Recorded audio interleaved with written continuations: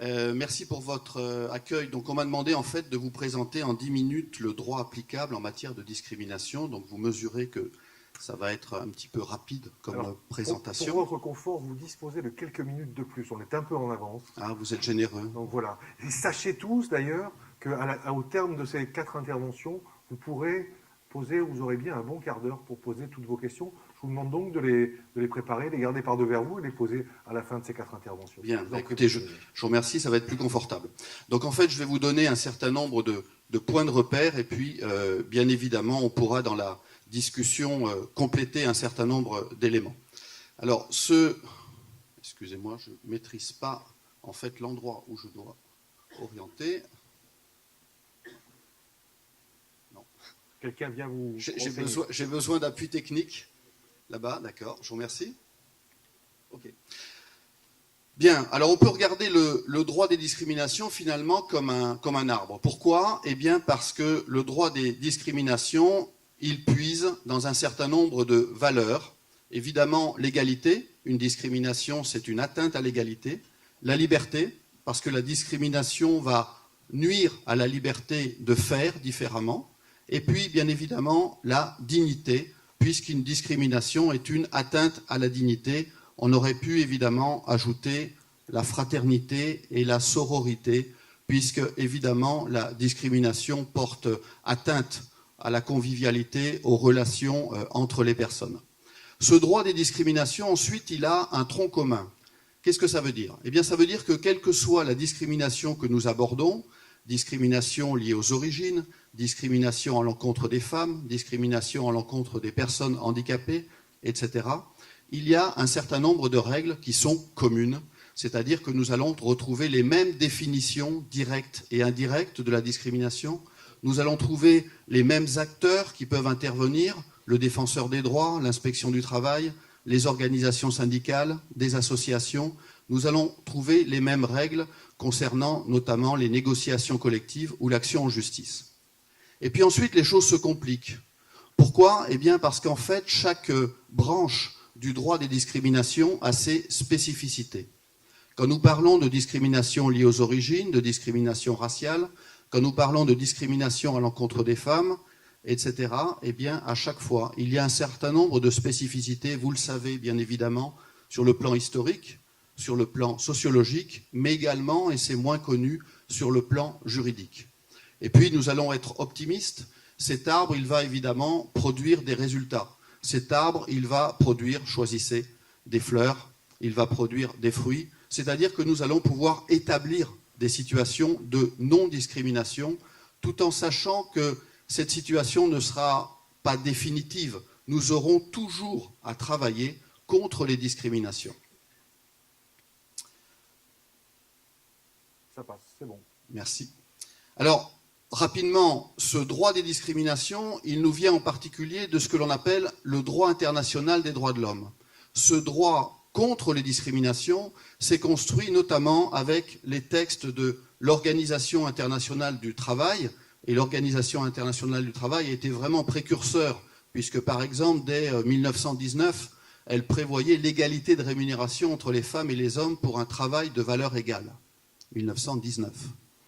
En 1958, donc la convention numéro 111, qui est la grande convention contre toutes les discriminations, a été élaborée. Et ce qui est important dans cette convention, c'est que nous allons parler des mesures, des actions qui ont des effets discriminatoires.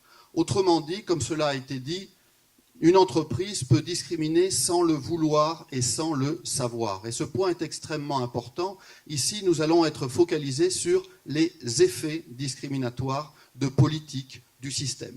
Et puis nous avons eu d'autres textes importants, rassurez-vous, je ne vais pas tous vous les citer. Nous avons eu notamment la Convention de l'ONU de 1965 contre la discrimination raciale. Ces textes du droit international des droits de l'homme, eh bien, ils ont été progressivement repris dans les textes français, le Code du travail, le Code pénal, notamment la loi de 1972 contre les discriminations raciales, et puis plus près de nous, une loi extrêmement importante, la loi du 27 mai 2008, qui transpose en fait en droit français les définitions des discriminations directes et indirectes, Je ne cite pas tous les textes, mais bien évidemment le texte de 2004 qui a créé la HALD, intégré depuis dans le Défenseur des droits, est également un texte important en la matière. Vous voyez que la production législative demeure soutenue, puisque nous avons eu une loi du 18 novembre 2016 qui prévoit des actions de groupe contre les discriminations, et un texte en cours de discussion au Parlement portera sur égalité et citoyenneté et réformera un certain nombre de ces dispositifs. Alors, point important, quand nous abordons la question des discriminations sur le plan juridique, les règles de non-discrimination viennent compléter la règle d'égalité. Nous avons un principe constitutionnel d'égalité et les règles qui interdisent la discrimination viennent en complément de ce principe d'égalité. Cette question est importante parce qu'il ne faudrait pas, bien évidemment, que les règles de non-discrimination viennent se substituer au principe d'égalité. C'est un complément, ce n'est pas un substitut. D'une manière très générale, quand nous abordons les discriminations, nous avons besoin d'une définition. La définition la plus générale nous dit qu'il s'agit en fait d'une mesure défavorable. Bien évidemment, c'est notamment la question de la discrimination dans le recrutement, de la discrimination à l'embauche, mais de manière générale, toute mesure de l'entreprise peut avoir un effet discriminatoire. Cette mesure défavorable est injustifiée, c'est-à-dire qu'elle n'est pas fondée sur des éléments objectifs, pertinents. Et cette mesure défavorable injustifiée va devenir une discrimination quand en fait elle est en lien avec un critère qu'il est interdit d'utiliser pour faire une distinction défavorable. Autrement dit, le droit des discriminations s'appuie sur des critères. Et il y a sans doute une petite difficulté technique.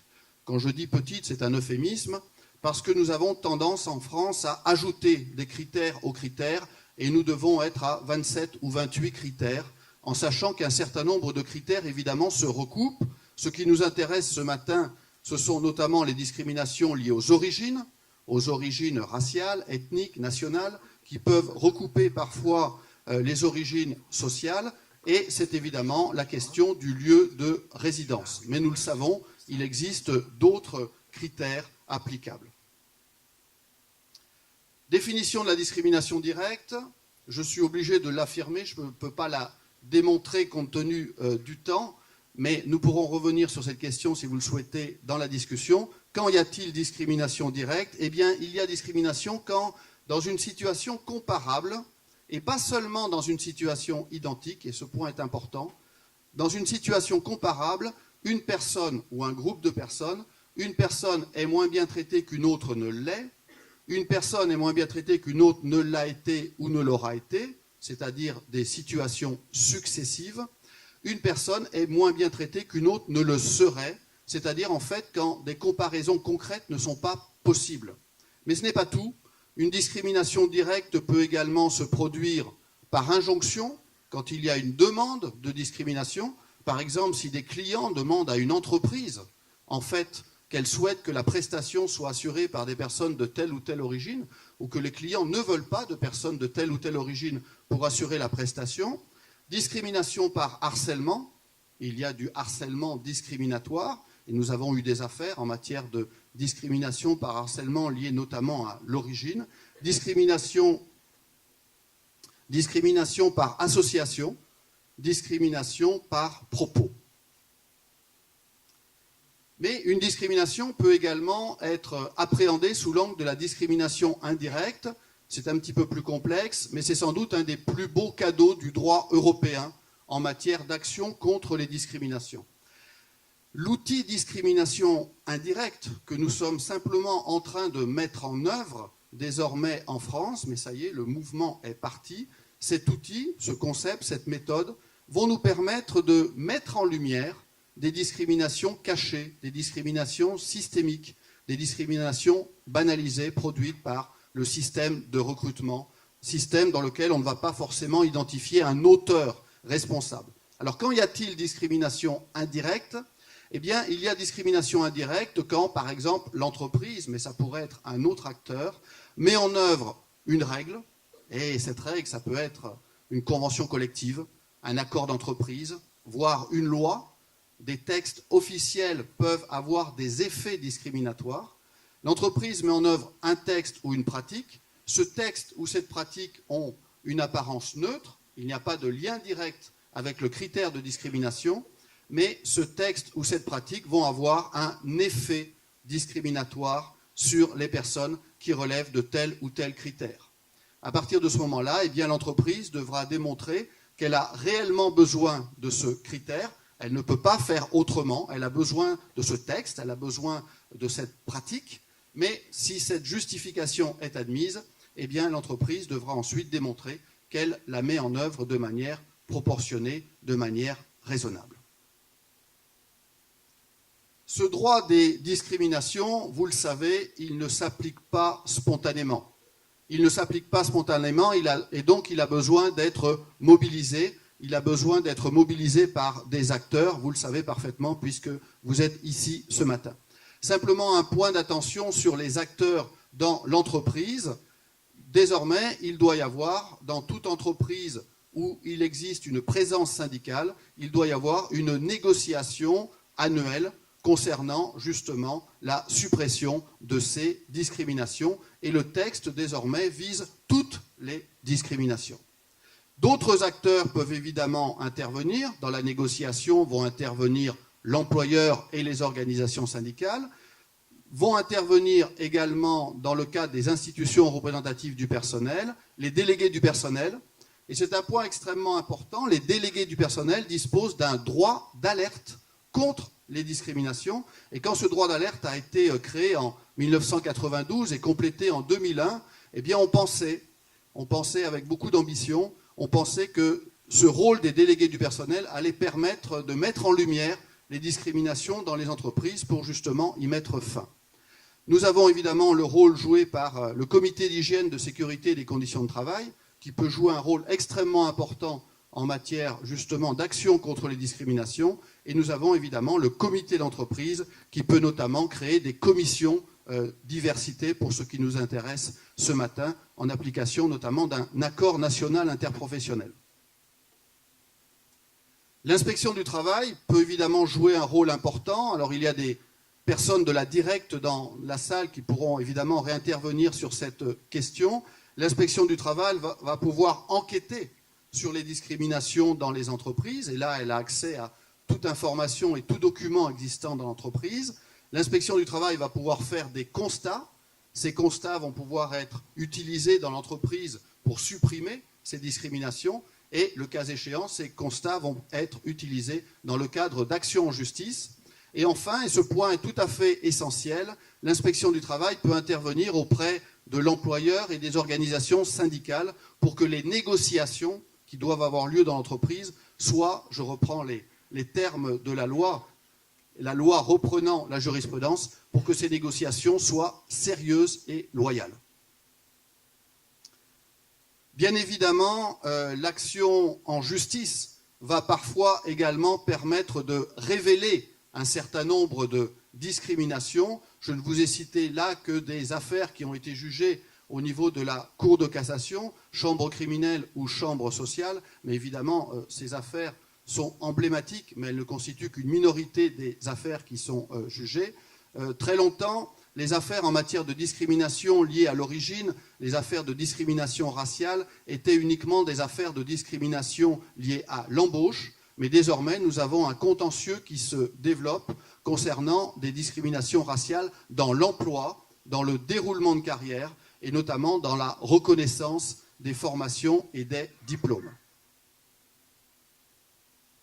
Je vous remercie pour la qualité de votre écoute. Merci beaucoup, Monsieur Minet. Conservez le micro quelques minutes avant qu'on ne passe les questions, la parole à la salle à la fin de cette intervention pour vos questions. Mais je me demandais si les tribunaux appliquaient sévèrement, quelle était l'application faite par les tribunaux de ces dispositions de droit. Alors en France, quand nous abordons la question de la justice, nous sommes focalisés dans une démarche pénale. C'est-à-dire que très longtemps, on a considéré qu'une discrimination, c'était avant tout une infraction, c'est-à-dire qu'il y avait un auteur qui avait une intention de nuire et il y avait une victime et il était nécessaire de réprimer la personne qui avait commis cette infraction. Bien évidemment, cette démarche pénale a toute sa pertinence et elle doit encore être mise en œuvre dans un certain nombre d'affaires. Mais le point qui est également extrêmement important, c'est que désormais, sous l'influence du droit international et du droit européen, quand des personnes décident de saisir le juge, ce n'est pas avant tout pour qu'il y ait une condamnation de l'employeur ou de l'entreprise ou d'un chef de service. Ce que ces personnes souhaitent avant tout, c'est qu'il y ait réparation du préjudice subi. Autrement dit, ce qui est intéressant pour ces personnes, c'est par exemple de faire reconnaître leurs qualifications, de faire reconnaître leur diplôme, de faire reconnaître leur formation. Le juge ne pourra pas imposer à l'entreprise de recruter une personne qu'elle n'a pas voulu recruter. Alors sur le plan pénal, nous avons des condamnations pénales avec un certain nombre de peines d'amende qui ont pu amener un certain nombre d'entreprises à modifier leur politique. Donc il y a des entreprises qui, quand elles sont condamnées, poursuivent la même politique. Et il y a des entreprises qui, quand elles sont condamnées, réfléchissent, mettent en œuvre un certain nombre de mécanismes, vous le savez, et vont modifier en profondeur leur politique. Et entre ces deux exemples extrêmes, eh bien, il y a toute la réalité de la vie des entreprises. Mais sur le plan civil, ce qui est extrêmement intéressant, c'est que le droit permet à la personne qui a été discriminée d'obtenir la réparation intégrale des préjudices. C'est-à-dire d'obtenir une réparation en nature, changement de coefficient, changement de rémunération, promotion, et également d'obtenir des dommages-intérêts au regard des autres préjudices qui ont pu être subis. Merci, M. Minet, merci beaucoup. Clémence Lévesque, vous allez nous présenter les résultats de l'appel à témoignages. On en a parlé tout à l'heure avec M. Sangor, de l'appel à témoignages réalisé par le Défenseur des droits sur les discriminations à l'embauche liées aux origines. Ça a été publié tout récemment, en septembre. Et vous allez évoquer les expériences de discrimination rapportées par les personnes d'origine étrangère et les conséquences que ces discriminations ont pu avoir. Je vous en prie. Restez bien dans la lumière, absolument comme vous le faites maintenant. C'est parfait. J'aimerais bien avoir mon PowerPoint. Voilà. Bonjour à toutes et à tous. Oui, donc je vais vous présenter les résultats de cet appel à témoignages. En fait, on l'a lancé, le Défenseur des droits a lancé cet appel à témoignages auprès des jeunes d'origine étrangère qui ont pu être discriminés à l'embauche, donc dans la recherche d'un stage, d'un contrat d'apprentissage, d'un emploi, CDI, CDD.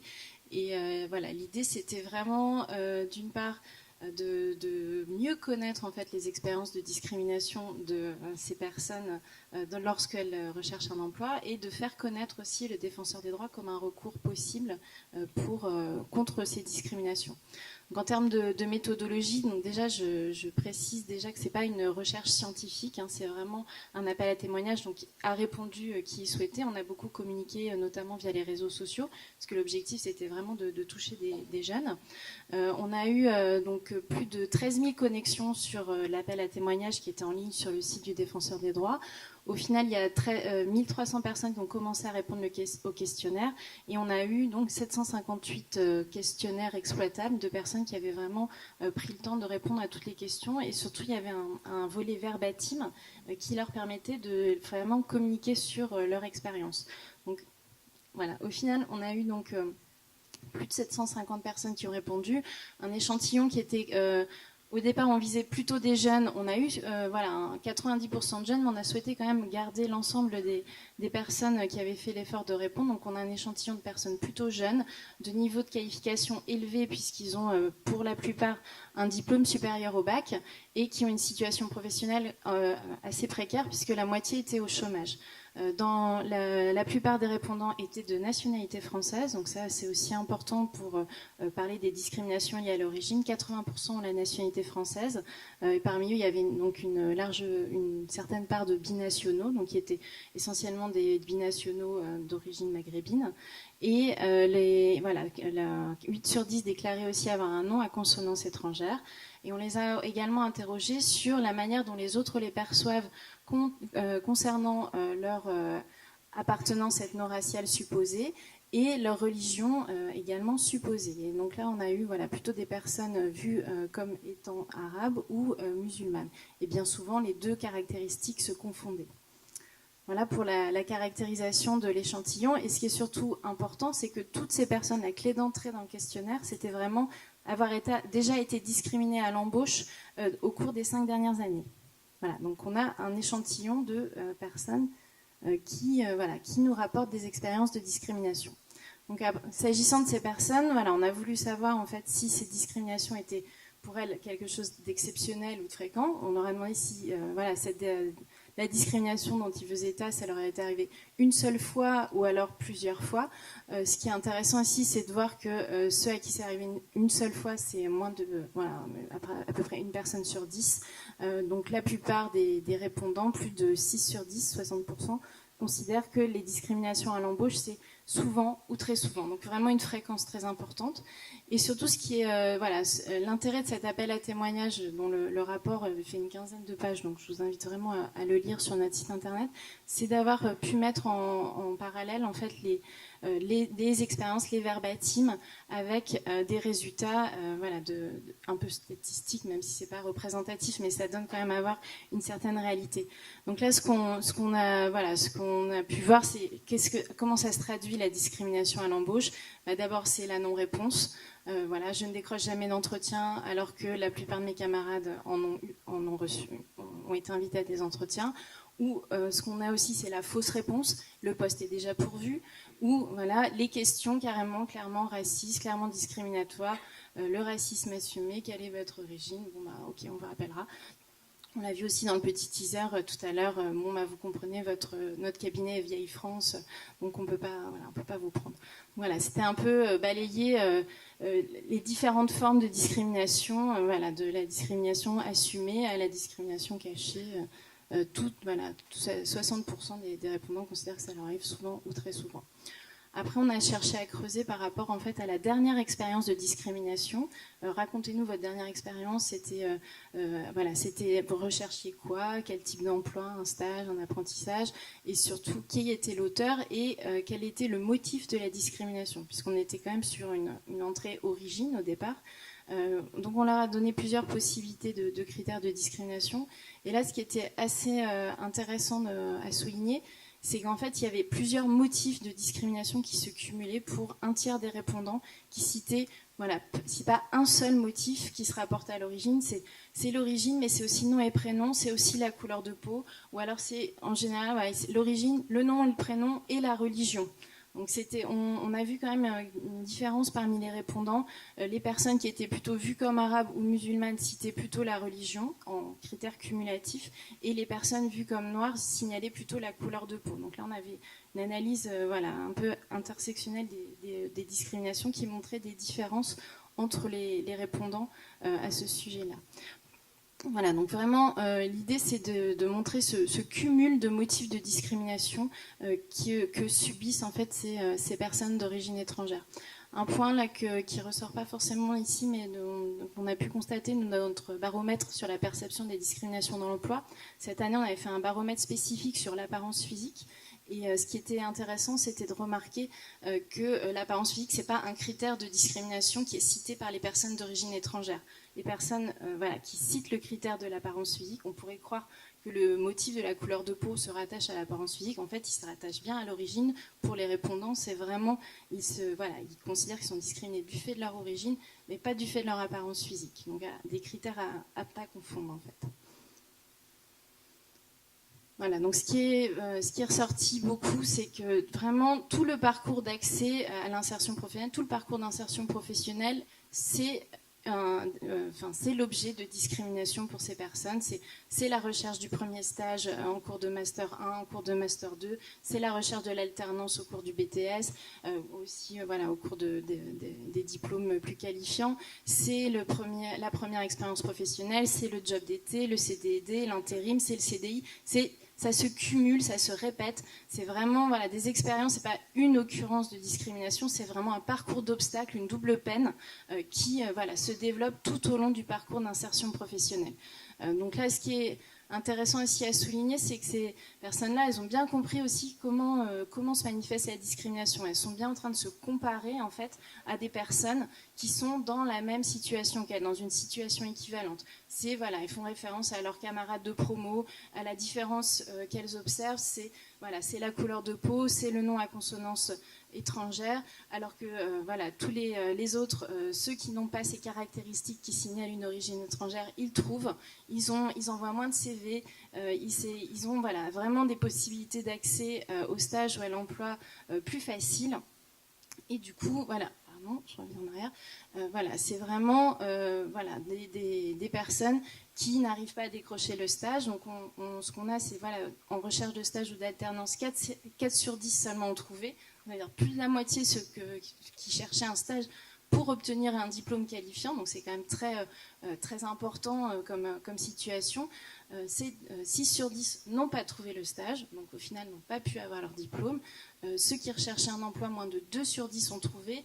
Et parmi ceux qui nous ont dit n'avoir pas trouvé, donc 80%, ils avaient envoyé plus d'une centaine de candidatures dans le cadre de leur recherche d'emploi. Donc ce qui ressortait aussi des témoignages, c'était vraiment des personnes qui mobilisaient leur réseau, qui mobilisaient les intermédiaires de l'emploi. C'est pas des personnes qui sont en situation de victimisation, c'est vraiment ou d'assistanat.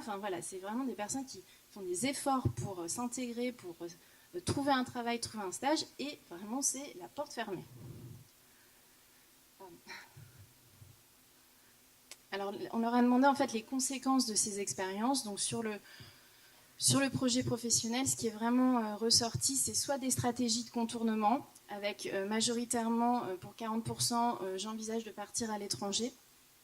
J'ai mobilisé mon réseau pour certains, je me tourne vers l'entrepreneuriat, mais ça, c'est vraiment des solutions plus faibles. Ou alors, c'est vraiment le déclassement. J'ai accepté un emploi inférieur à ma qualification, j'ai accepté un emploi précaire, j'ai abandonné mon projet professionnel, j'ai accepté un salaire plus bas. Donc, soit on cherche comment contourner la discrimination essentiellement en partant à l'étranger, soit on accepte de renoncer en fait à son projet professionnel. Un quart des répondants donc, qui ont abandonné leur projet professionnel, pour lequel certains précisent s'être battus à l'école pour obtenir un diplôme, et malgré le diplôme, eh bien, ils sont obligés de renoncer à ce projet. Sur la vie personnelle aussi, parce que ça ne s'arrête pas trouver un emploi, c'est toute l'insertion sociale qui en est impactée. En fait, il y a vraiment des conséquences sur la santé, des conséquences sur la perte de confiance en soi, une véritable démotivation de ces personnes, et qui font vraiment état de situation de détresse. Et surtout, ce qu'on a, là, j'ai pas mis les statistiques, mais ce qui est intéressant de souligner, c'est que ce sont des personnes qui ne font pas de recours. Moins de 1 sur 10 dit avoir entamé des démarches pour faire reconnaître ses droits contre la discrimination. Et surtout, 40%, c'est des chiffres constants qu'on a aussi dans notre baromètre, 40% n'ont rien dit, rien fait, c'est-à-dire n'ont parlé à personne, ce qui renforce vraiment la situation d'isolement et d'exclusion qui peut ressortir de cet appel à témoignage. Merci beaucoup, c'est très éclairant, c'est assez déprimant, je dois dire. Mais c'est le but. C'est le but. Gardez le micro. Est-ce que aux défenseurs des droits, vous êtes souvent saisis pour ce type de discrimination, et qu'est-ce que vous pouvez faire ? Oui, alors l'origine, je crois que M. Sangor l'a précisé tout à l'heure, c'est le premier critère de discrimination pour lequel le défenseur des droits est saisi, parmi les réclamations individuelles qu'il reçoit. Et après, le défenseur des droits a vraiment des pouvoirs d'intervention assez élevés.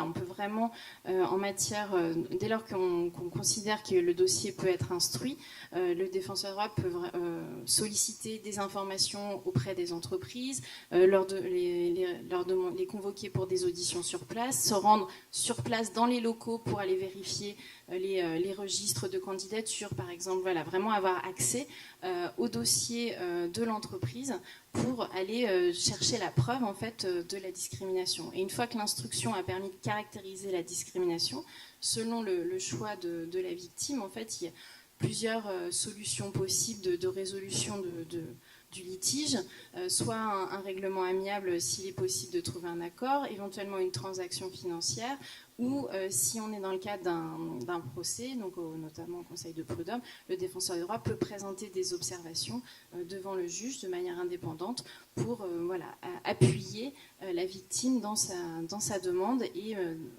montrer que par l'enquête, on a caractérisé l'existence d'une discrimination. Sur quel terrain est-il plus facile d'avoir gain de cause?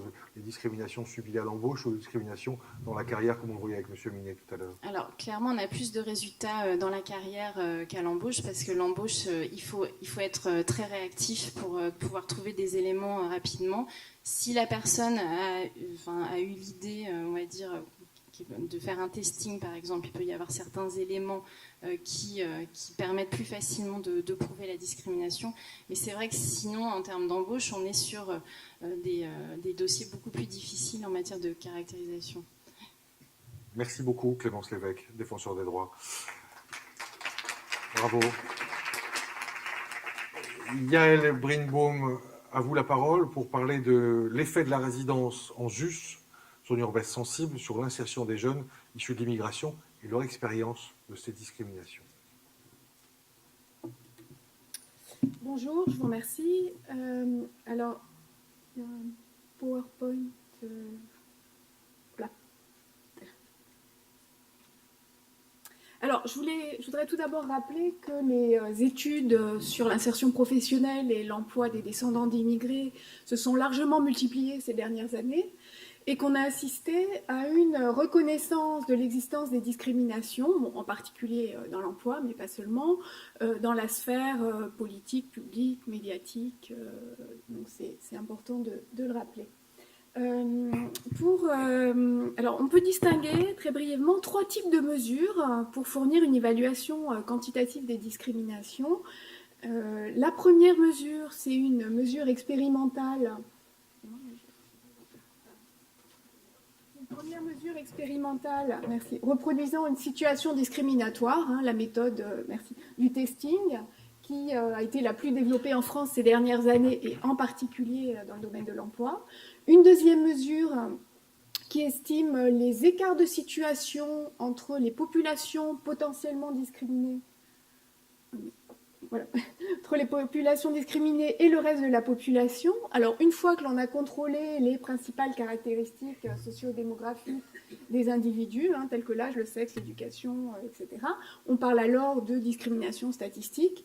Et enfin, une mesure fondée sur les déclarations des individus à partir de la perception du vécu des discriminations. Dans mon intervention, je vais revenir sur les 2 dernières mesures. Alors, très brièvement, l'étude, elle visait à analyser l'insertion professionnelle des descendants d'immigrés et le vécu des discriminations en début de carrière, en prenant en compte les effets du contexte, notamment à partir du lieu d'habitation. Et j'ai cherché à saisir quels étaient les effets des origines migratoires et du lieu d'habitation sur les débuts professionnels des jeunes et sur leur sentiment de discrimination à l'embauche. Ceci à partir de l'enquête Génération 2010 du CEREC.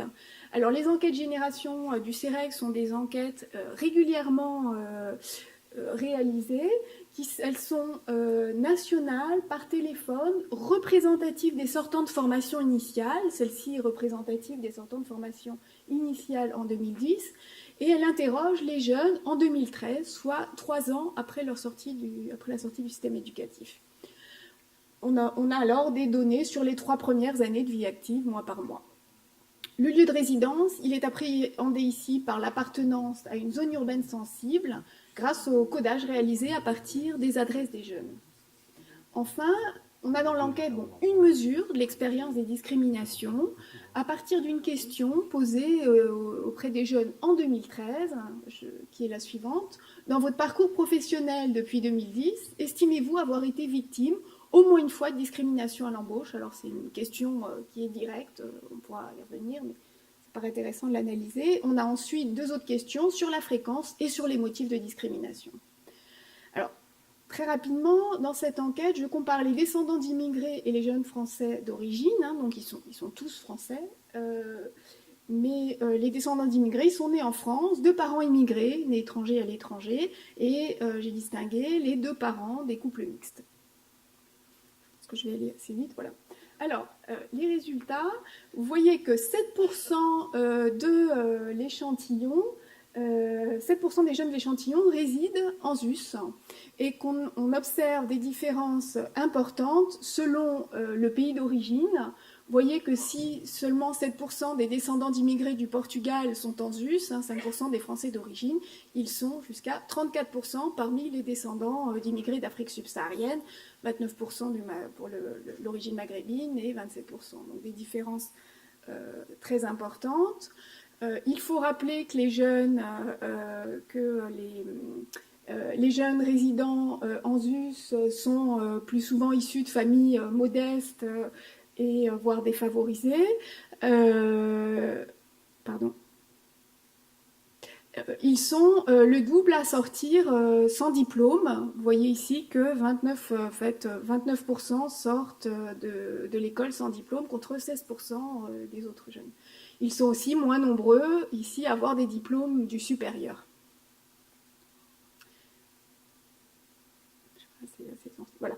Donc la formation varie aussi selon l'origine, mais je pense que je vais passer assez vite aux résultats sur les taux de chômage en 2013.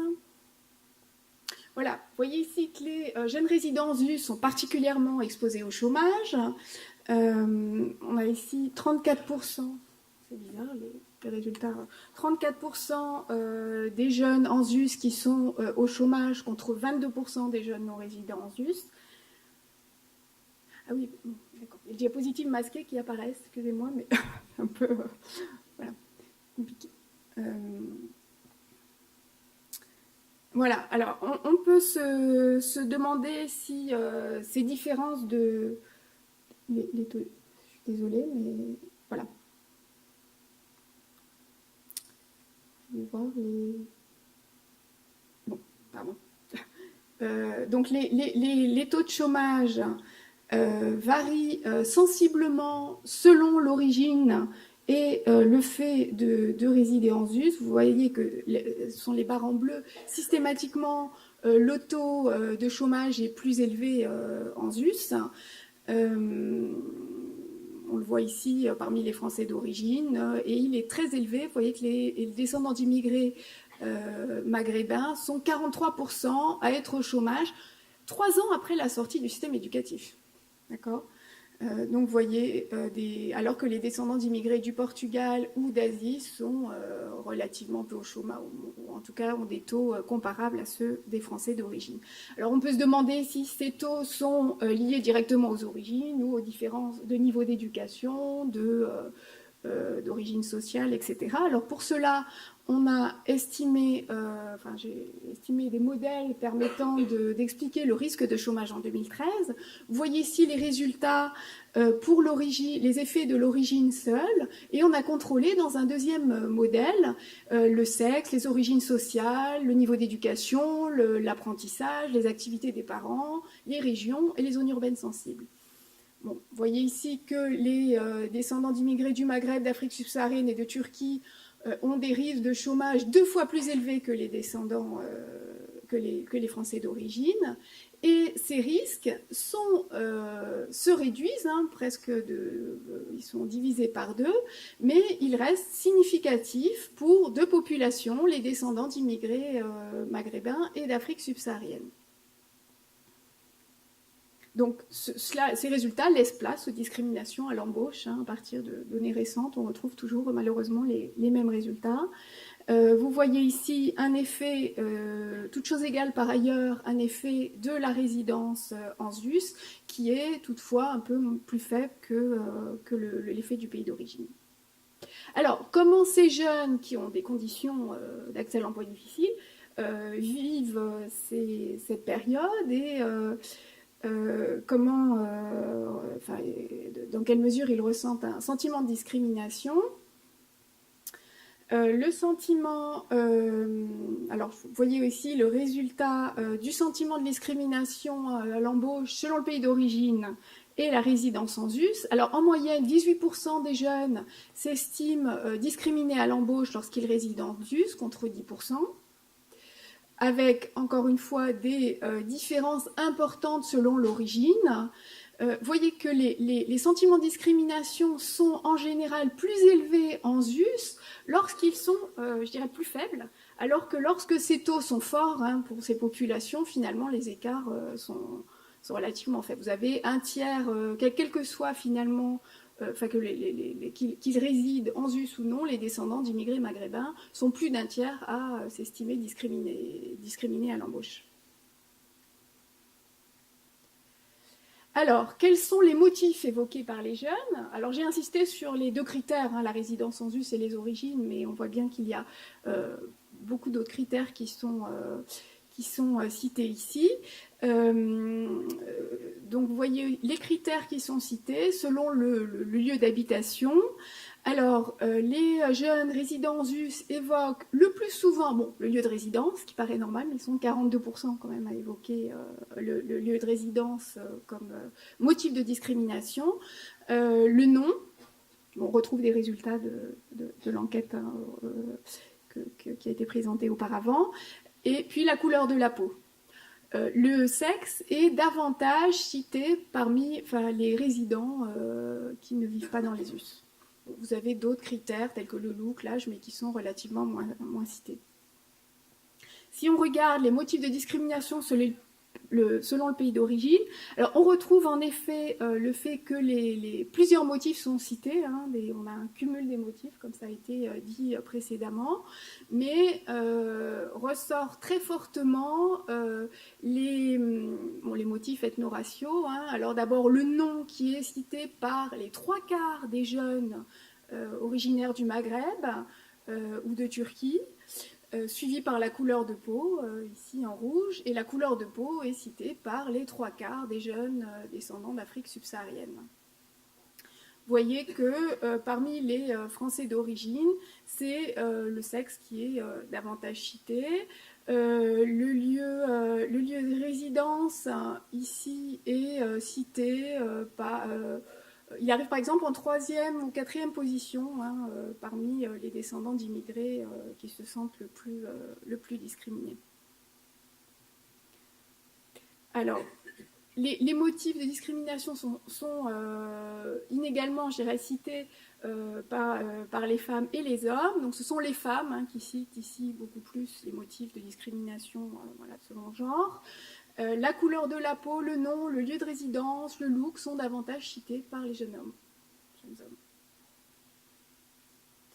Alors, de nouveau, si on essaye d'expliquer l'expérience de discrimination et voir les effets de l'origine et des différentes caractéristiques, vous voyez qu'ici, dans un premier modèle, bon, on retrouve les statistiques descriptives, hein, les descendants d'immigrés du Maghreb citent 5 fois plus en fait un sentiment de discrimination que les Français d'origine, pardon.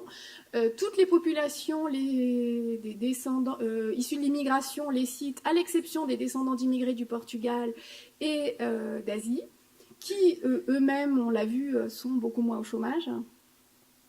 Et lorsque l'on ajoute les caractéristiques socio-économiques, l'éducation, le contexte, puis les trajectoires professionnelles, on voit que les effets de l'origine sont toujours forts. Donc ils persistent une fois que l'on a contrôlé le niveau d'études, etc., toutes les caractéristiques. Alors voilà, en conclusion, hein, on retrouve ici, à partir des résultats relativement récents, donc un risque de chômage plus élevé et une durée d'accès, je ne vous l'ai pas montré, mais on a aussi une durée d'accès à l'emploi stable qui est plus importante pour certains groupes, des difficultés qui persistent pour les jeunes descendants d'immigrés du Maghreb et d'Afrique subsaharienne, hein, qui laissent toujours penser à une discrimination à l'embauche. D'ailleurs, ce sont ces groupes qui s'estiment le plus discriminés.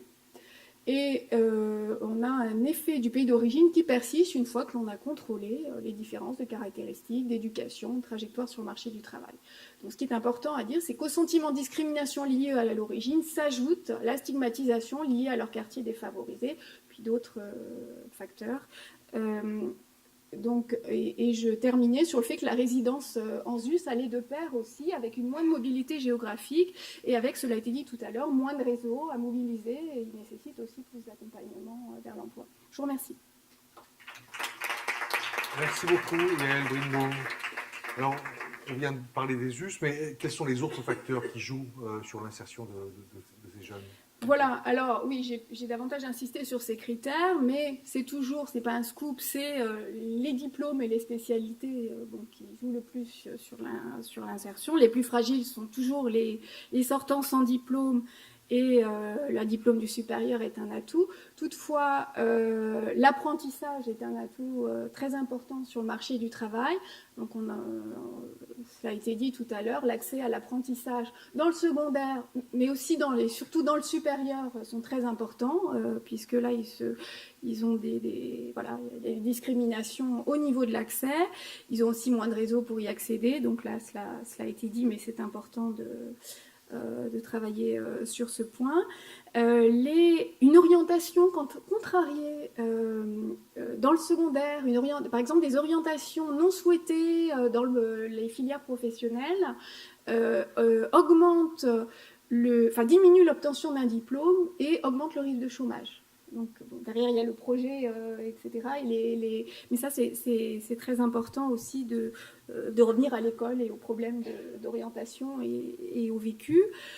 L'activité de la mère et celle du père favorisent l'accès à l'emploi, donc on retrouve aussi l'absence de réseau, à la fois le rapport à l'activité et puis le fait que en ZUS particulièrement et a fortiori les jeunes descendants d'immigrés maghrébins et d'Afrique subsaharienne qui ont des parents qui sont souvent au chômage pour les pères, au chômage ou retraités pour les pères et en inactivité pour les mères, ils ne peuvent bénéficier en fait des réseaux d'accès à l'emploi.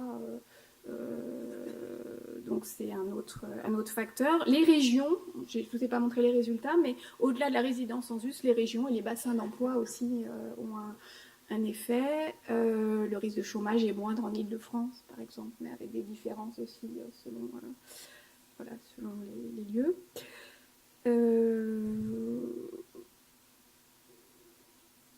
Voilà, alors là on n'a pas, toute chose égale par ailleurs, d'effet de genre sur l'accès à l'emploi. En revanche, il est prononcé sur le sentiment de discrimination. Bien, merci beaucoup. Voilà. Je vous remercie. Merci. Merci Yael Brinbaum, sociologue. Merci bien. Merci de partager avec nous ce constat. Donc pierre après pierre, on a un tableau de la discrimination qui s'opère, qui n'est pas toujours très rose. On va le compléter avec Hélène Chamboredon. Vous allez nous présenter une analyse actualisée des textes déposés en Île-de-France entre 2012 et 2015 par les entreprises, donc sur cette question de la diversité. Oui, voilà, donc le sujet est un peu en décalage, puisqu'il n'est pas question de la discrimination au sens propre, mais plutôt de la diversité, et ça s'inscrit donc par rapport, dans la continuité de ce qui a été fait depuis 2006 et la signature de l'accord national interprofessionnel sur la diversité. Donc d'où est venue l'idée de travailler sur le sujet? C'est parce que donc, suite à la signature de l'accord national interprofessionnel sur la diversité, la DARES, le service ministériel statistique rattache donc sur l'emploi et le travail, avait mené une grosse étude visant à caractériser et savoir un peu ce qu'il y avait dans les accords diversité qui pouvaient avoir été négociés et signés dans les entreprises, donc suite à cet accord national interprofessionnel qui était une incitation à être déployé dans les entreprises. Donc l'étude de la DARES portait sur les accords signés entre 2006 et 2011, donc au niveau national. Il a semblé intéressant de voir un peu ce qu'il en était depuis 2011, voilà, comment les choses avaient évolué, donc à la fois en termes éventuellement quantitatifs et puis voir un peu le contenu. Donc pour préciser le champ, donc la DARES c'était une étude nationale, je me suis contentée entre guillemets du champ régional Île-de-France. En même temps, il faut se rappeler que l'Île-de-France est une région de sièges sociaux et donc en termes de négociation, elle a un poids très important en fait dans la négociation collective, et beaucoup des accords qui vont s'appliquer dans des établissements et dans des entreprises qui se situent sur tout le territoire sont signés en Île-de-France.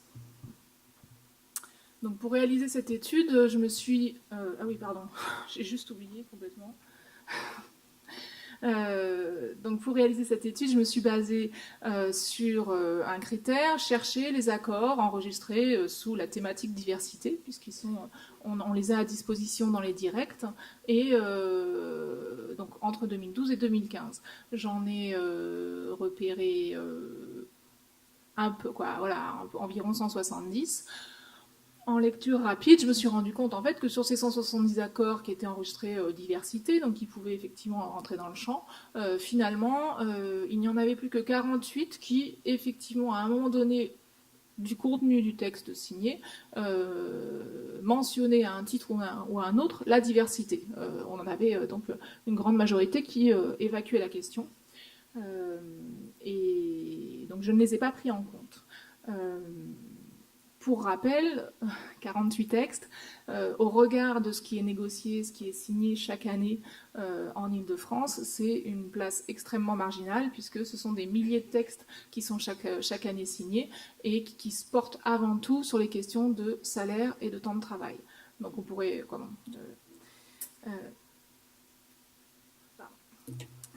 Donc le rapport de la DARES sur la diversité, donc pointer le fait que l'égalité se trouvait au cœur de la façon dont les partenaires sociaux avaient appréhendé et négocié les accords diversité. Donc finalement, de la diversité, on passait à l'égalité. Voilà, donc la question c'est est-ce que des choses ont changé entre ce qui avait été négocié entre 2006 et 2011 et ce qui a été négocié entre 2012 et 2015. Quelle place pour la diversité ? Bon, quand on regarde des textes, donc on est sur une analyse de contenu, effectivement, qui a ses limites, parce qu'on n'est pas du tout sur le processus de négociation, on n'est pas sur ce qui a été discuté et qui n'est pas mentionné dans le texte, on n'est pas sur l'application, on est sur l'analyse de contenu du texte. Mais ça parle quand même. Donc là, moins de la moitié des textes repérés mentionnent dans le titre la question de la diversité. Par contre, on va trouver l'élément beaucoup plus systématiquement traité dans les préambules, mais sous forme de... le préambule est là pour donner des éléments de contexte, des éléments d'intention, des éléments de motivation de la négociation, donc ça va plutôt être sur cet angle-là. Très peu de textes, en fait, font référence à un texte qui aurait précédemment été signé sur le sujet. Et on a un seul texte qui fait référence à l'accord national interprofessionnel de 2006. Cette sous-mobilisation, elle avait déjà été soulignée en fait dans le rapport de la DARES, et donc on n'a pas plus de mobilisation par la suite. On a de façon générale aussi une faible référence à d'autres textes interprofessionnels qui ont pu être signés. Il y a une référence sur le harcèlement, il y a une référence sur le contrat de génération, mais voilà, ça reste très, très, très minoritaire.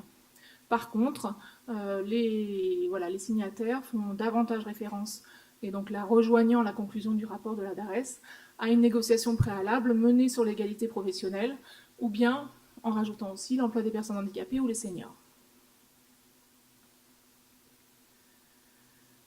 Donc quelle est l'approche de la diversité qu'on peut, qui se dégage à la lecture et à l'étude de ces textes? On a une minorité, toujours parce qu'on est sur un ensemble d'une 50aine de textes, une minorité de textes qui tentent de définir les concepts.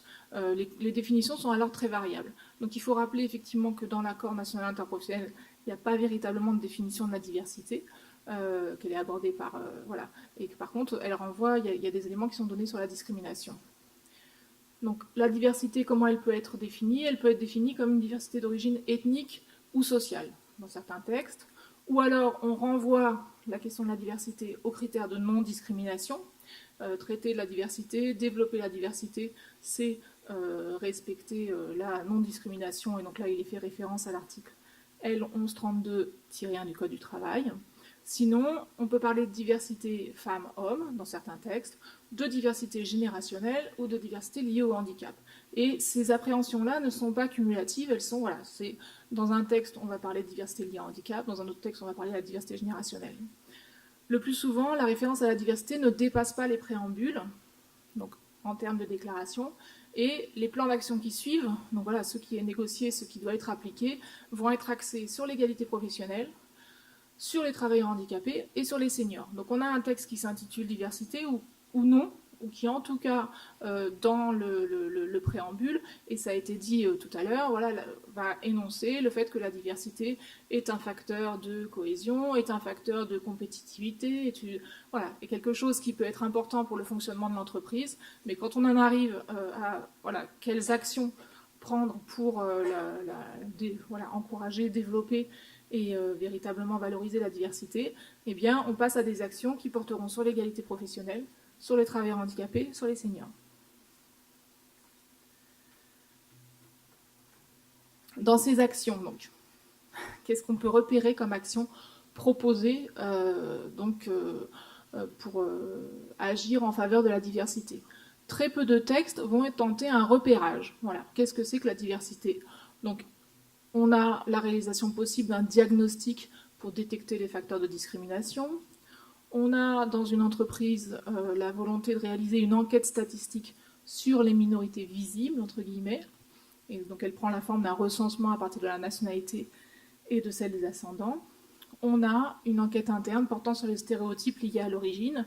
Et là, en fait, les négociateurs sont quelquefois, voilà, parce qu'on est sur des frontières qui sont comment dire, pas évidentes entre une démarche effectivement de diagnostic de connaissances et quelque chose qui pourrait être discriminatoire justement.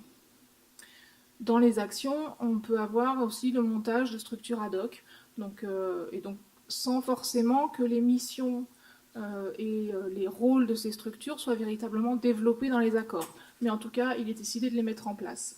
Donc, dans 2 accords, on trouve la mise en place d'observatoires de la diversité, ou sinon, on va davantage avoir des structures qui vont être référées au processus de signalement des discriminations, donc cellules d'écoute pour signaler des discriminations, dispositif d'information et de recours sur la discrimination, création d'une cellule diversité et d'un référent diversité, cellule dédiée à la diversité et à l'égalité des chances. Quelles peuvent être les autres actions menées donc, pour toujours essayer de favoriser cette diversité? Donc je l'ai pas précisé, mais c'est vrai que voilà, on a affaire dans ces textes, il est question de la diversité et extrêmement rarement de la diversité selon les origines. Donc même si elle peut être sous-entendue. Donc certains accords vont essayer de mettre en place des partenariats. Partenariats avec qui? Partenariats avec des établissements scolaires situés en zone urbaine sensible ou en quartier sensible pour favoriser l'accueil de stagiaires. Donc en identifiant le fait que, effectivement, la diversité, quoi, en tout cas l'accueil de stagiaires, d'écoliers, lycéens ou étudiants qui résident dans ces zones urbaines sensibles, dont on a vu qu'elles étaient des facteurs de discrimination à elles seules, peut favoriser la diversité en entreprise. Sinon, diversité va être en fait plutôt associée à plus généralement l'éloignement dans l'emploi. Donc ça va être le partenariat avec des associations qui sont spécialisées dans l'aide aux personnes socialement défavorisées, avec des associations qui sont des structures locales d'insertion ou avec des écoles de la deuxième chance. Autre action, donc là, qui est conçue comme devant agir en faveur de la diversité, c'est l'énonciation de la prévention de la discrimination. Donc là, le plus souvent, c'est un rappel de la loi et la mise en place de mesures de sensibilisation qui peuvent, alors on pourra poser la question de qui est sensibilisé, comment on est sensibilisé par la suite. Dans les autres actions mobilisables et finalement qui pourraient l'être peut-être plus dans les accords, c'est la déclinaison de mesures de ressources humaines relatives au recrutement, relatives à la formation, relatives à l'évolution des carrières. Mais ces éléments-là, en fait, ne sont pas, On est un peu surpris qu'il ne soit pas plus développé, puisque c'est en agissant sur ces mesures-là, effectivement, qu'on peut faire bouger les choses. Et elles ne sont pas spécifiquement dédiées à promouvoir la diversité selon les origines, ce sont de mesures RH générales qui vont être rappelées. Donc si je fais la synthèse en fait sur la négociation, donc par rapport au rapport national de la DARES qui pointait le fait que la diversité selon les origines était extrêmement peu traitée et que voilà, les négociateurs allaient beaucoup plus sur les thèmes d'égalité professionnelle et puis aussi de gestion des âges. Voilà, les choses n'ont pas beaucoup évolué entre 2006, 2011 et 2012 et 2015. On reste sur une négociation qui reste marginale et voilà, oui, on a peu de textes. Et on a une diversité qui est davantage définie selon le genre, selon l'âge que selon les origines, comme je viens de le dire. Des principes qui sont énoncés, mais qui ne se traduisent pas en action. Donc là, avec une difficulté à trouver des outils voilà, pour les négociateurs. Donc peut-être que la question, effectivement, c'est comment arriver à outiller sur le sujet les négociateurs, représentants des employeurs et représentants des salariés. Merci de votre attention. Merci beaucoup.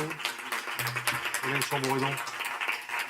Restez là parce que vous avez abordé rapidement la question des RH, des mesures prises par les RH. Est-ce que vous pouvez aller un petit peu plus loin sur cette question ?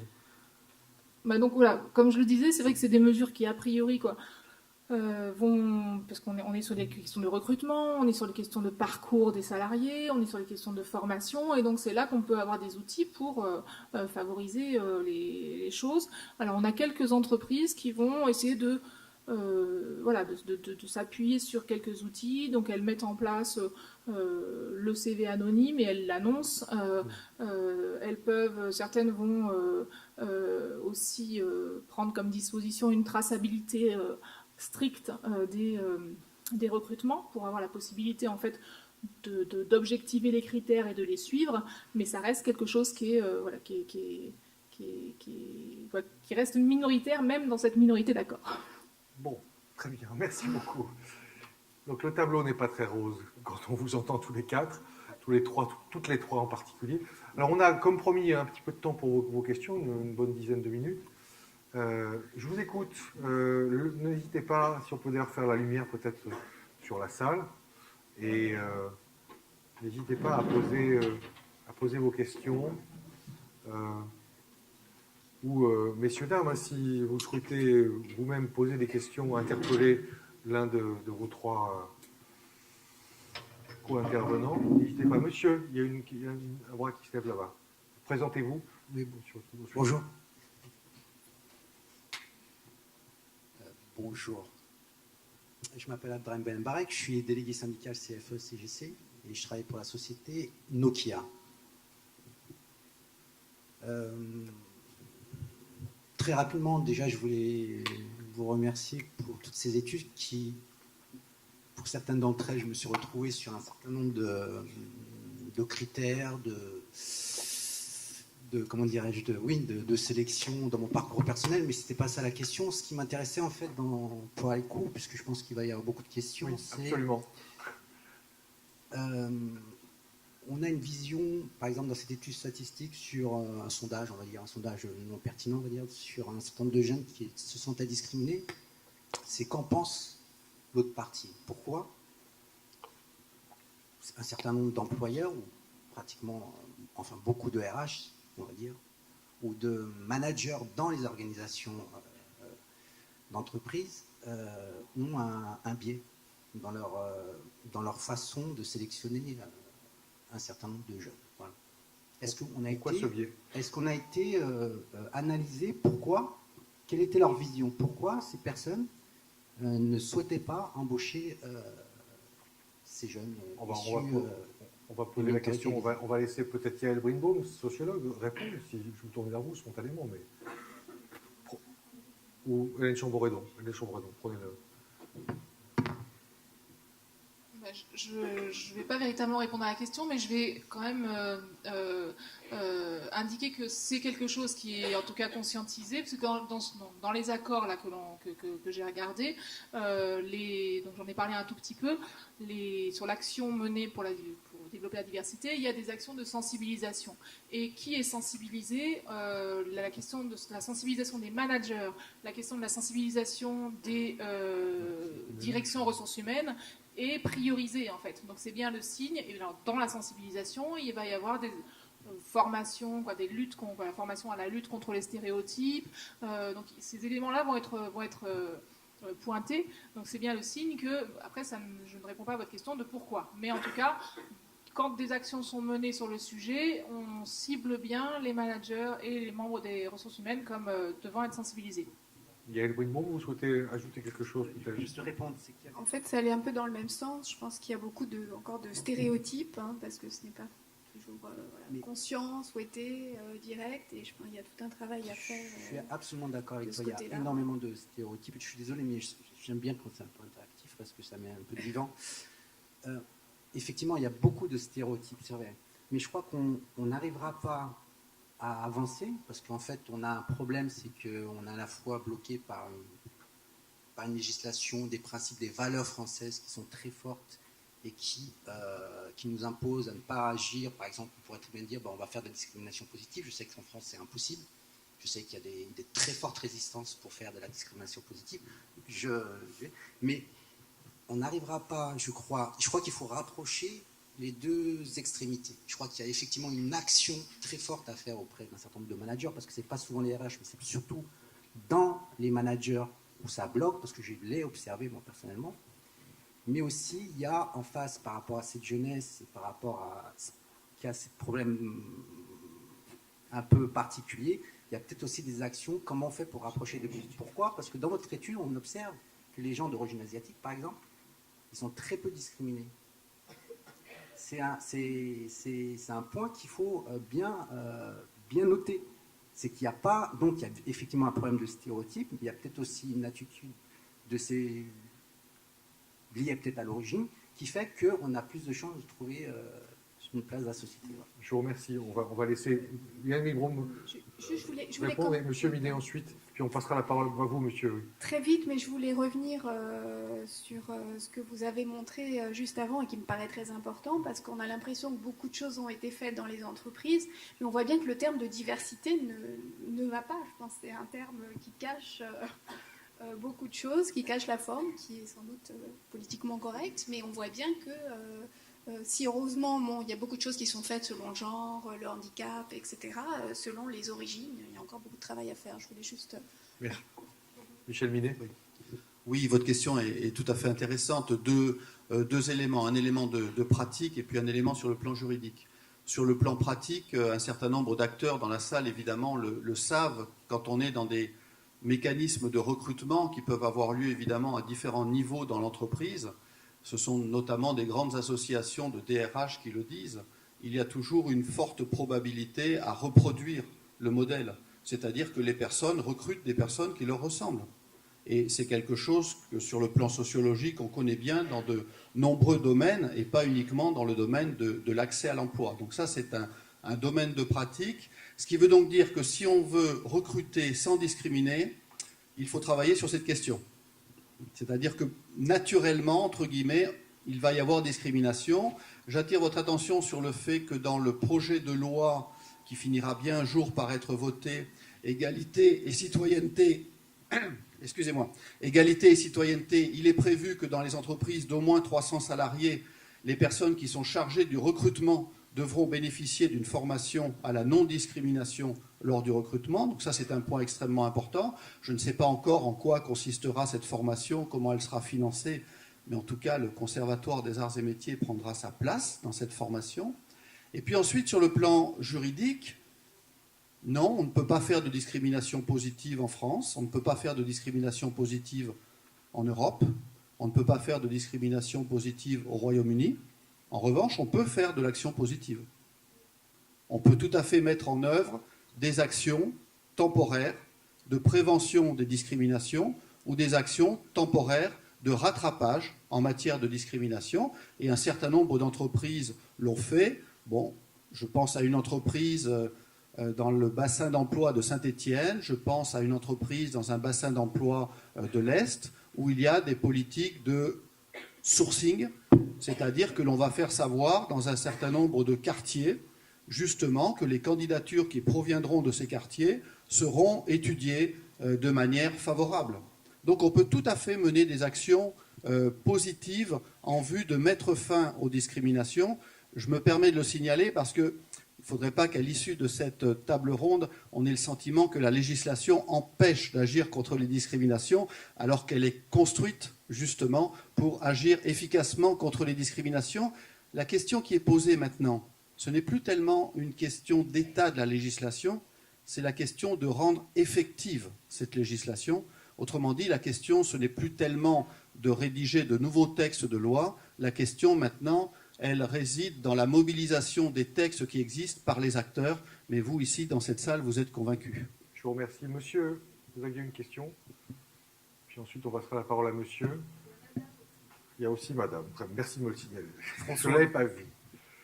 François Anquetil de la Fondation Agir contre l'exclusion Paris. On a parlé de la question de l'alternance et on voit bien que l'alternance, ça a été souvent présenté comme la panacée pour l'accès à l'emploi. Est-ce que la question du non-accès au stage ou à l'alternance ne se retourne pas en fait contre certains jeunes et qu'elle accentue encore les questions discriminatoires par le fait que certains abandonnent carrément leur cursus et ne vont pas jusqu'au diplôme? Qu'est-ce qu'on peut dire sur cette question-là?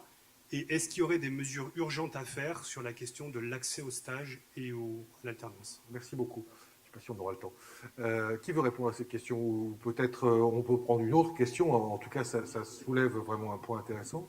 Non, mais cette question est extrêmement importante. Il se trouve que pendant quelques années, j'ai enseigné dans un IUT. Et en fait, en début d'année, je savais quels étaient les jeunes qui, en fin d'année, n'auraient pas de stage pour valider leur diplôme. Et ceux qui n'auraient pas de stage n'étaient pas forcément les moins bons. C'était évidemment lié à un certain nombre d'autres critères. Et donc, il y a quelque chose à faire en la matière. Tout à l'heure, je vous ai parlé très rapidement de discrimination indirecte.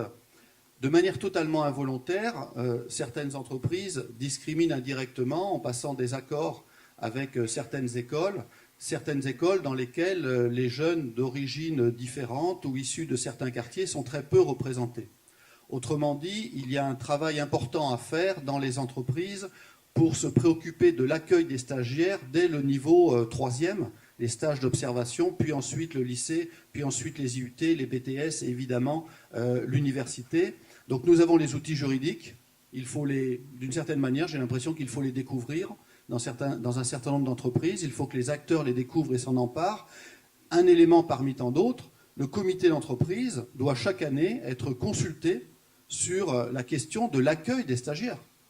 C'est un élément qui est inscrit à l'ordre du jour de son agenda, ce qui veut donc dire qu'à cette occasion, on peut se poser la question dans l'entreprise, mais finalement, à quelle école on s'adresse en la matière, quels sont les processus de sélection, quels sont les processus de recrutement par rapport au stage. Et vous avez tout à fait raison de poser cette question parce que l'accès au stage, c'est souvent en fait la première étape dans la relation avec le monde du travail.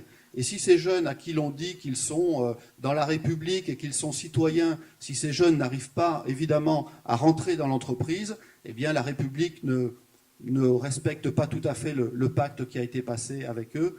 Et donc je crois que là, il y a véritablement un travail important à faire pour que les entreprises s'adressent à des écoles où justement sont présents des jeunes de différentes origines. Je vous remercie. Madame. Oui, bonjour à toutes et à tous. Sylvie Savignac, secrétaire générale de la Charte de la diversité. Moi, j'avais juste une question très rapide au professeur Minet, et je le remercie pour sa présentation. Je suis là. Parce que j'ai entendu citer 27, 28 critères de discrimination, et jusqu'à présent, j'en ai compté 22, donc j'étais un petit peu étonnée. Ça m'a beaucoup surpris aussi.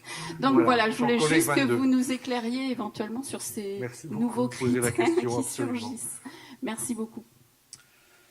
Oui, en fait, on a un ajout de critères très régulièrement au niveau de l'Union européenne. Par exemple, nous avons 7 critères. Alors, au niveau français, ces dernières années, on a ajouté, ce qui n'est pas une critique, on a ajouté le lieu de résidence, on a ajouté la vulnérabilité économique connue de la part de l'auteur de la discrimination, on a ajouté la perte d'autonomie, on a ajouté encore d'autres critères, et puis j'attire votre attention sur le fait que le droit français, il est tenu d'appliquer les textes internationaux que la France a ratifiés.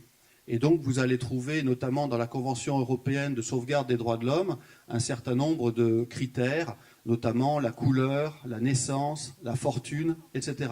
Donc, si nous regardons la totalité des critères qui existent, qui sont applicables en matière de discrimination, eh bien, nous avons un nombre tout à fait conséquent de critères.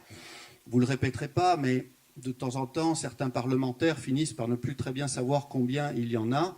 Et on l'a vu notamment au cours de ces derniers mois.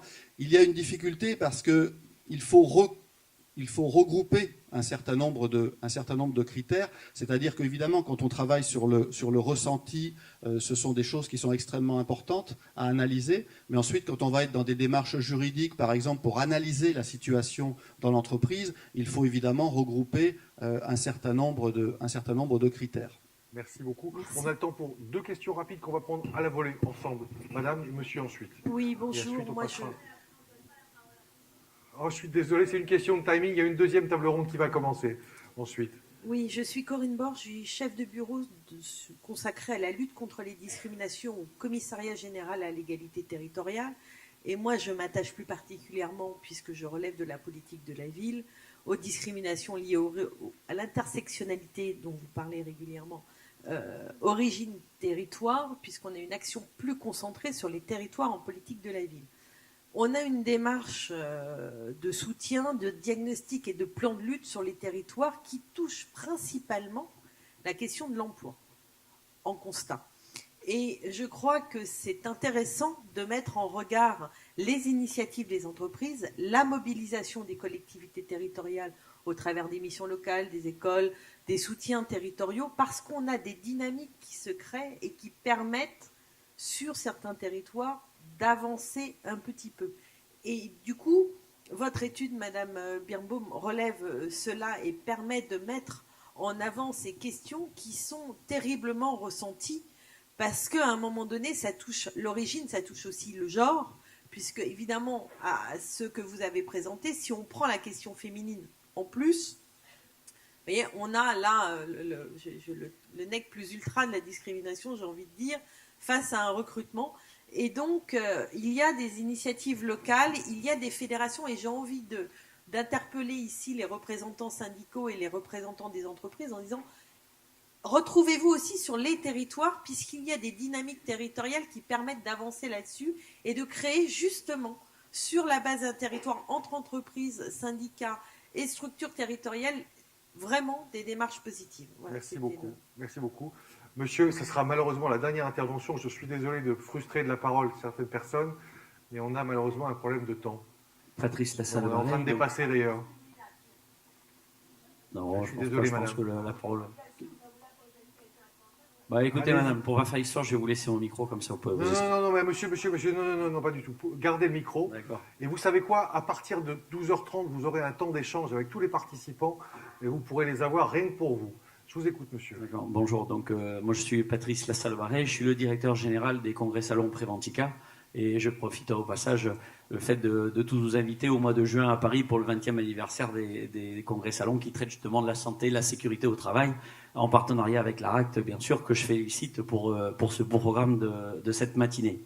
Donc, comme il n'y a pas eu de dirigeants qui sont intervenus jusqu'à maintenant et que ça a été interpellé tout à l'heure par la salle, je suis au-delà de mes fonctions de manager depuis 25 ans, également président de la commission sport santé entreprise du MEDEF Aquitaine.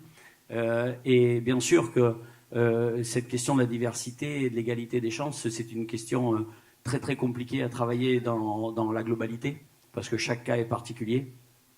Je rebondis sur ce qu'a dit Madame la Secrétaire Générale tout à l'heure sur le travail qu'on fait au niveau des territoires aujourd'hui. Et je peux vous assurer que nous qui sommes basés à Bordeaux, quand on a des gens qui parlent couramment le chinois, peu importe où ils arrivent, on est bien content de les avoir pour développer le business du vin avec l'Asie.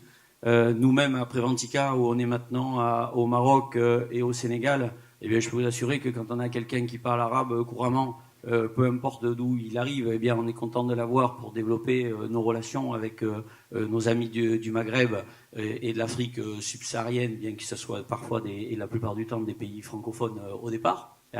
et que justement c'est que cette mixité de culture, de connaissances, qui permet justement aux entreprises d'être performantes. Donc je crois que aujourd'hui la question, elle est beaucoup plus à se poser à nos politiques, aux orientations qui sont menées aujourd'hui par les territoires, de savoir comment on arrive à former les gens pour leur permettre d'avoir une lisibilité dans leur vie à moyen terme, à court terme, moyen terme et long terme. Je crois que la politique, moi j'avais un ancien député à Bordeaux, Jean Balex, qui nous disait toujours, il vaut mieux une excellente politique des sports qu'une mauvaise politique de la ville. Donc je crois qu'arrivé à un moment donné, les phénomènes d'insertion, de préparation, d'accompagnement, et les enseignants s'en sont fait écho il y a encore peu de temps, justement avec les problématiques liées aux conditions de gens qui travaillaient en zone sensible, en est bien l'état, hein. Je crois que moi je connais des filles d'ambassadeurs qui habitaient en HLM en région parisienne, et ça ne les a pas empêchées aujourd'hui d'être directrices des risques professionnels à la Caisse de sécurité sociale du Sénégal. Donc je crois qu'il n'y a pas à stigmatiser non plus les choses. Je crois qu'il y a une question globale à mener cas par cas, et le critère qui n'a pas été abordé là, c'est les critères de niveau scolaire. Hein. Voilà, pardon. Donc la question est là, c'est pourquoi justement au niveau de l'ensemble des critères de discrimination, ça aurait été intéressant de voir la part par niveau entre des gens qui ont un niveau CAP, un niveau BTS ou un Bac plus 5, et de voir si le niveau de discrimination était le même. Merci, monsieur. Merci, on va s'arrêter là pour cette première table ronde. Merci beaucoup à tous.